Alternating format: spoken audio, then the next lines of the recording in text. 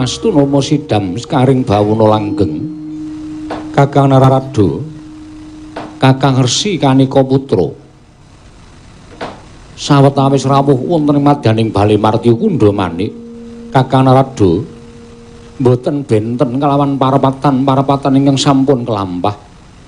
wonten ing mriki tansah angrembak perkawis lelampaning jagat ingkang boten mendha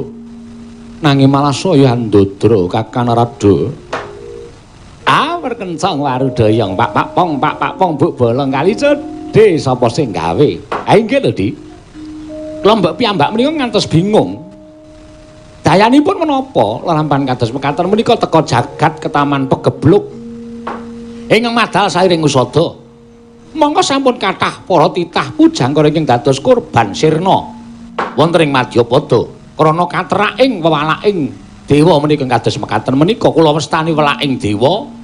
krana saking panginten kula pancen menika damelanipun para Jawata nanging sinten ingkang ngadamel ruhara ing temadu wonten ing jagat menika lha piyambak mboten saged amestani mila pangaos sawetasi watahipun wonten asta paduka Adi Pramesti Bathara Guru Kakang Narado sampun wangsul wangsul anggen kula aniti priksa nadyan kanthi permana jati parandene mboten saged mangertosi sinenta ingkang damel ruhara sampun kathah panjriting para kawula ngadamel resah manahipun ingkang rayipun Manik Maya krana sareng kula